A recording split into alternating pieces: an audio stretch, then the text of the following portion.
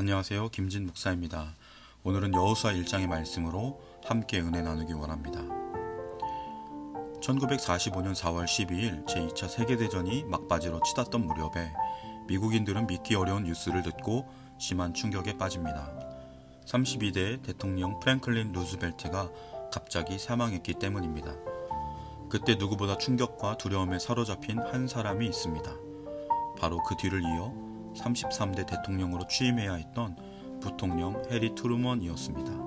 미주리주 시골 출신의 트루먼은 하루아침에 자신이 거인 루즈벨트의 공백을 메워야 하는 자리에 서게 된 사실을 쉽게 받아들일 수 없었습니다.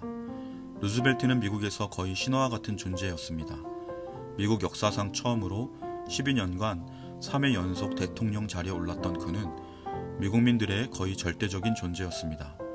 1929년부터 시작된 사상 최대의 경제 대공황으로 미국인들이 모두 심한 고통과 절망 가운데 빠져 있을 때에 루즈벨트는 우리가 두려워해야 할 것은 두려움 그 자체일 뿐입니다 라는 말로 격려하며 과감한 뉴딜 정책을 실시하고 수많은 실업자를 구제하며 나라 경제를 기사회생시킵니다. 소아마비이기에 늘 휠체어를 탔던 그는 항상 웃음을 잃지 않으며 2차 세계대전 가운데서도 두려움 없이 전진했던 탁월한 지도자였습니다. 그런 가운데 아직 끝나지 않은 세계전쟁 와중에 나라를 이끌어야 했던 해리 트루먼은 당시 기자들에게 이렇게 말했다고 합니다. 하늘의 달과 별들과 모든 행성들이 나에게 떨어지는 것 같습니다. 여러분, 만일 평생에 단 한 번 기도할 수 있다면 지금 나를 위해 기도해 주십시오. 위대한 전임자의 뒤를 잇는다는 것은 그 자체로 엄청난 심적 스트레스임이 틀림없습니다. 오늘 본문 말씀 1장 1절도 모세가 죽은 후에 라는 말로 시작합니다. 모세가 어떤 사람입니까? 애굽 역사상 가장 무서운 정복자 람세스 2세의 통치 시절에 80의 나이로 지팡이 하나 들고 200만이 넘는 이스라엘 백성을 데리고 나온 위대한 영도자입니다. 하나님께서 늘 함께 하시고 놀라운 기적이 따랐던 사람입니다. 그런 그가 죽었습니다. 후계자 여호수아의 마음은 말할 수 없는 두려움과 염려, 심한 스트레스로 가득했을 것입니다. 원래 여호수아의 본명은 호세아였습니다. 구원자, 내가 구원한다. 그 이름을 모세는 여호수아라고 불러줍니다. 여호와는 구원이시다. 여호와께서 구하시리라. 성경에 하나님과 관계되어 소개된 첫 번째 이름이 바로 여호수아입니다. 하나님께서는 그 여호수아에게 모세에게 말씀하셨던 것처럼 여호수아에게도 말씀하십니다. 모세와 함께 했던 것처럼 내가 너와 함께 할 것이다. 내가 너를 끝까지 붙들어 주리라. 많은 재능을 가진 사람들도 항상 하나님 앞에 겸손해야 하지만 특별히 스스로 자질이 부족하다 느끼는 사람들은 더욱 그러합니다. 하나님과의 적극적인 교제가 유지될 때 우리들의 연약함이 그분의 능력으로 채워집니다. 하나님께서는 여호수아에게 하나님의 말씀이 그 입술에서 떠나지 않도록 해야 한다 말씀합니다. 일상의 모든 대화 그리고 겉면이 하나님의 말씀 안에 있어야 하며 나아가 이 말씀을 공동체에 가르쳐야 한다는 것입니다. 말씀을 나누고 지키는 것은 개인의 몫이며 동시에 공동체의 몫입니다.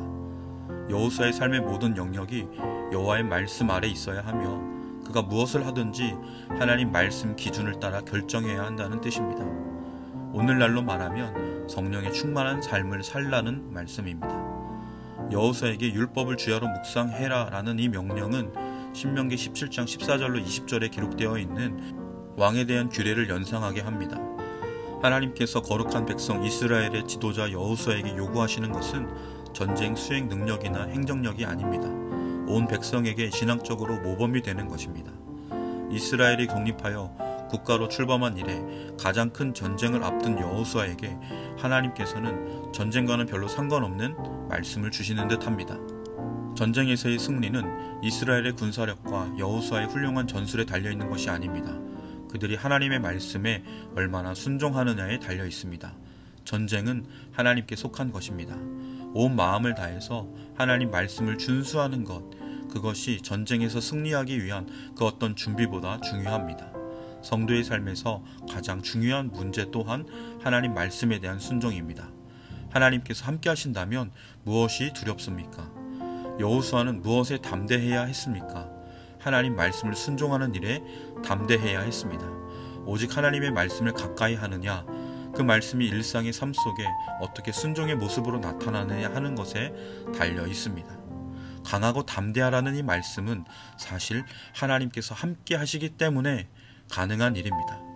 하나님께서는 여호수아에게 그리고 또한 이스라엘 백성에게 내가 늘 함께할 것이니 강하고 담대함으로 하나님 말씀 붙들고 순종하라 말씀합니다. 모세를 쓰신 하나님께서 여호수아를 사용하십니다. 모세도 없고 여호수아도 없는 지금의 시대에 하나님께서는 우리를 부르시고 우리를 사용하십니다. 우리 시대에 사명이 있습니까? 우리에게 주신 하나님의 꿈이 있습니까?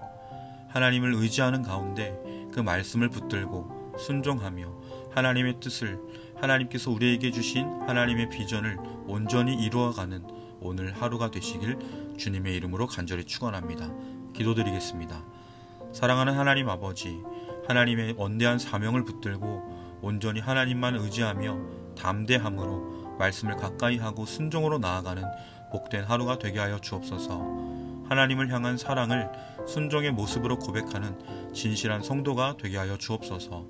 오늘도 함께 하시며 붙들어 주시는 그 은혜 안에 승리의 하루가 되게 하여 주옵소서. 감사드리며 예수님의 이름으로 간절히 기도드립니다. 아멘.